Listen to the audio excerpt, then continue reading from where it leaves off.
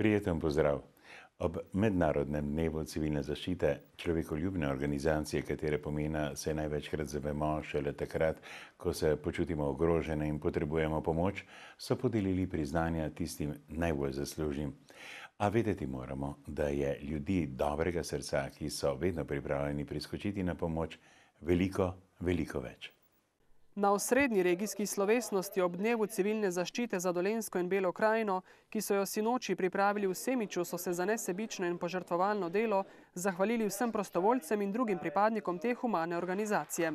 8 najbolj zaslužnim posameznikom pa so podelili bronaste znake civilne zaščite, priznanje za požrtvovalno in uspešno opravljanje nalog zaščite, reševanja in pomoči. Prostovoljno delo me nekako izpolnjuje. Zadevo imam tudi v genih, ker so tudi moji stari starši pri gasilcih v Trebnjem, tako da v bistvu da je skoraj s tem pogojeno. Predvsem me pa veseli delo z mladimi, ker želim, da za nami, ko bomo počasi končevali, da bomo imeli podmladek, da bodo mladi za nami prevzeli naše delo in nadaljevali naše delo. Kot so poudarili na slovesnosti, med Slovenci še niso usahnili solidarnost, prostovoljstvo in pripravljenost priskočiti na pomoč, vedno, ko je to potrebno. Največja naša sila zaščite in reševanja so seveda gasilci. V Sloveniji imamo tako poklicne kot tudi prostovoljne gasilce in slednjih je preko 40 000.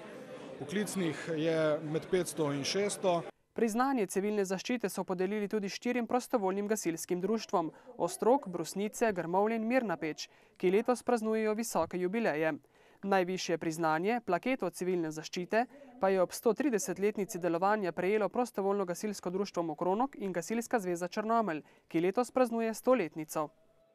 V sklopu 1 600 000 evrov vrednega slovensko-hrvaškega projekta Viri življenja, ki ga 95% z denarjem podpirata Evropska unija in država, so na območju Bele krajine in hrvaškega Žumberka obnovili 45 vodnih virov, nekdaj zelo pomembnih za življenje krajanov.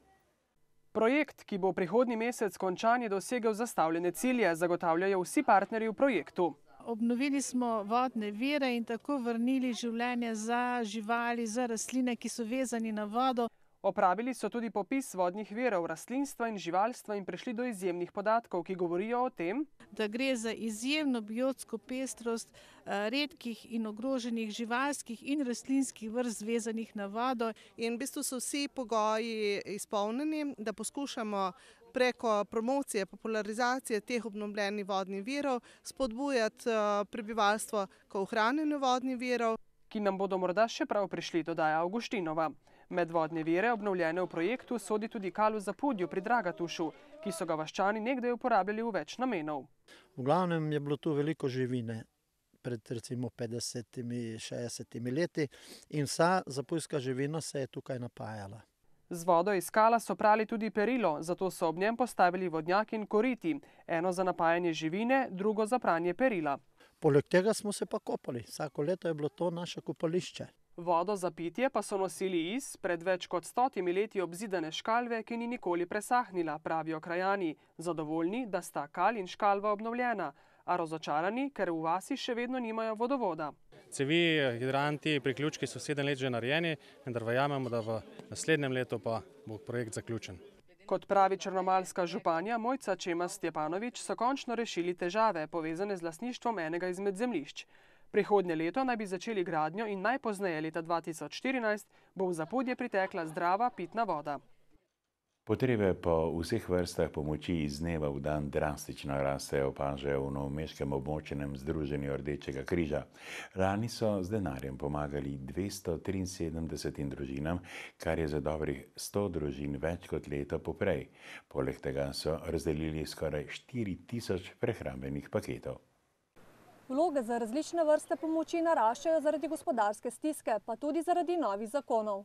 Po novem letu z ukinjanjem socialnih pravic, na katerih so predvsem tujci in vsi tisti, ki ne dobivajo rednih plač, dosti na slabšem. Gre tudi za družine z otroki, štipendije so se v bistvu ukinjale, denarni otroški dodatki so se ukinjali. Nekaterim so se tako osebni dohodki zmanjšali tudi za 400 do 500 evrov na mesec, dodaja. Na novomeškem Rdečem križu zato iščejo nove vire sredstev prek razpisov in akcij, letos pa so se usmerili tudi v pridobivanje denarja iz dela dohodnine. Zato smo natisnili letake, kjer pač so pripravljeni obrazci, kjer se pač za svojo izjavo nekdo podpiše, pošlje ali na naš naslov ali kar na iPes in pravzaprav potem se ta dohodnina vrne v naš sklad za pomoč ljudem v stiski. Lani smo dobili 5000 evrov.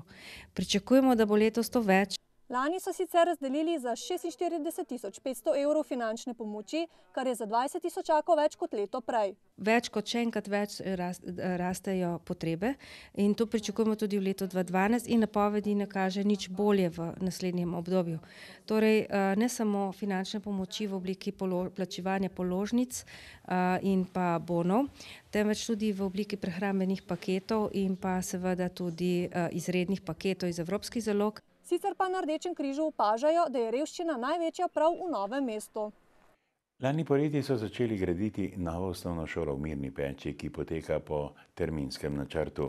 Šolo naj bi izvajalec dokončal do začetka prihodnjega šolskega leta, v občini pa upajo, da bo nared tudi zunanja ureditev in vgrajena oprema, kar je pogoj za začetek pouka v novih prostorih. Potek gradnje si je včeraj popoldne v spremstvu predstavnikov občine in poslanca Zvoneta Laha ogledala državna sekretarka na šolskem ministrstvu Mojca Škrinjar. Naložba je vredna 8,5 milijonov evrov. Prva faza, se pravi izgradnja osnovne šole z vrtcem, zunanjo ureditvijo in opremo, je dobrih 5 milijonov evrov in to je tudi že, dobili smo lansko leto že pogodbo, sklenili z Ministrstvom za šolstvo o sofinanciranju dobrih 2,5 milijona evrov. Tukaj notri je tudi že oprema in zunanja ureditev v tej ceni 5 milijonov evrov. Športna dvorana, ki naj bi jo začeli graditi v prihodnjem letu, pa je vredna 2 milijona. Zanjo bo občina težko zagotovila dovolj denarja, zato pričakuje dodatno pomoč ministrstva, a hkrati razmišlja o javno-zasebnem partnerstvu. Dokončanje prve faze, šole in vrtca, s finančnega vidika ni ogroženo. Gradnja je začeta, velika škoda bi bila, da bi se to ostalo nekje na sredi. To pomeni, da otroci ne bi imeli niti šole, niti da bi zadeva napredovala oziroma da bi sam objekt bil oškodovan, kar nikomur ni v interesu. Stara šola je popolnoma dotrajana, zato bodo znova pridobili veliko. 18 oddelkov šole in 8 vrtca, kabinete, knjižnico. Specialne učilnice, prostore vrtca, namreč pri nas se vrtec zelo širi. Ravno danes smo začeli z 9. oddelkom tukaj v gasilskem domu. Sprejeli so namreč otroke iz medletnega vpisa. Tako imajo zdaj vpisanih 144 predšolskih otrok in 252 učencev. Sevniški svetniki so dali zeleno luč za razpis referenduma v Dolnjem Brezovem. Na njem se bodo tamkajšnji krajani odločali, ali želijo ustanovitev lastne krajevne skupnosti. S podpisom za razpis referenduma je podporo v kraju dalo sicer 75% volilnih upravičencev. V Dolnjem Brezovem v okviru krajevne skupnosti Blanca že več let ne moremo uresničevati svojih ciljev, izpostavljajo krajani. V bistvu smo dobili v zadnjih 10 letih 3500 evrov od krajevne skupnosti. Po izračunih občinah, kakšen bi bil naš prispevek zdaj, če bi imeli svoje krajevne skupnosti, je to 4500 evrov letno. Ni veliko, ampak za te potrebe krajevne skupnosti, ki bi bila sicer res mehna, bi pa zadostovali, zlasti, ker mislimo svoje funkcije upravljati volontersko. Sevniški svetniki so si noči po dolgi razpravi soglašali z razpisom referenduma, ki bo potekal sočasno z letošnjimi volitvami za predsednika države. Ja, zelo sem zadovoljen in presenečen, glede na prejšnje razmere, kot si vse slišala in to, ampak so svetniki dejansko zelo konstruktivno razpravljali, za pozitivno in to mi zelo veseli.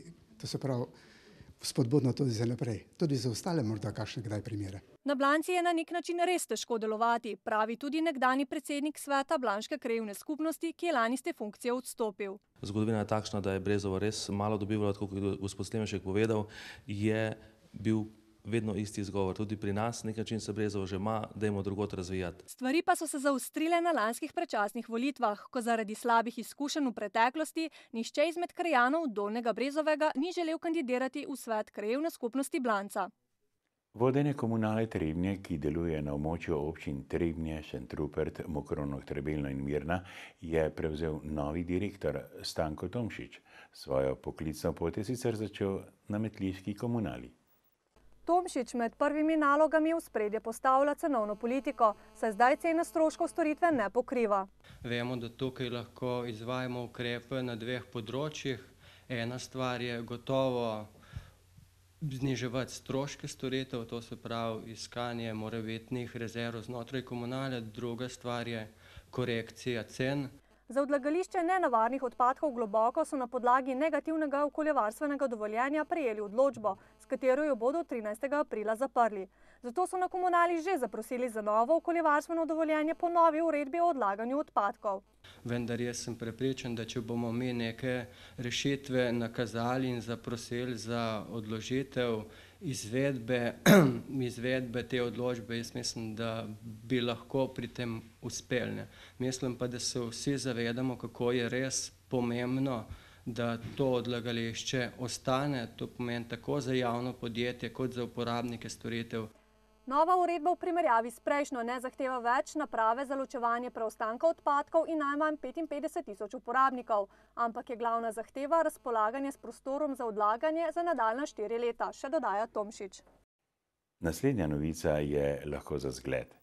V športni dvorani črnomaljske srednje šole so pripravili dobrodelno malonogometno prireditev, katere izkupiček bodo namenili za pomoč socialno ogroženim družinam belokranjskih dijakov. Pobudnika prireditve, na kateri so belokranjski športniki igrali mali nogomet v dobrodelne namene, sta bila Izidor Kordič in Blaž Jakopič, dijaka tamkajšnje srednje šole, ki sta si temo dobrodelna športna prireditev izbrala za maturitetno nalogo. Imela sva dosti tem na voljo, pač pa oba sva športnika in zdelo se mi najbolj zanimivo, da nekaj glede tega. Pri nekaterih dijakih na njihovi šoli je namreč vse bolj opazna socialna stiska. Se poznajo na šoli, naprimer, eni se ne morejo udeležiti kakšnih prireditev, naprimer izletov, se ne morejo privoščiti tega. Zato smo se odločili, da bi jim pomagali. Pri pripravi in izvedbi prireditve, ki sta jo popestrila pevca Rok Trka in domačinka Martina Mravinec, so jima na pomoč priskočili člani dijaške sekcije kluba belokranjskih študentov. Najprej sva računala, da bodo samo 4 ekipe, danes jih je 6, tako da vidite, da je dobro izpadlo. Plus igrali so otroci do 12 let, lokalna kluba sta med sabo igrali, tako da je bilo kar zanimivo. Pričakovali smo nekoliko več gledalcev, vendar vsak evro je dobrodošel, ki so ga namenili. Z dobrodelnimi prispevki in vstopnino so zbrali 610 evrov, 190 pa jih je prispeval klub belokranjskih študentov in tako bodo 800 evrov izročili območnim organizacijam Rdečega križa Metlika in Črnomelj. Ki bosta ta denar namensko porabila za pomoč socialno ogroženim družinam, ki imajo dijake. Kot ugotavljajo na Rdečem križu, je v Beli krajini vse več družin, ki se iz meseca v mesec borijo za preživetje. Cenjeni gledalke in gledalci, lepa hvala tudi tokrat za vašo pozornost in k ogledu novic tedna vas ponovno vabimo danes teden.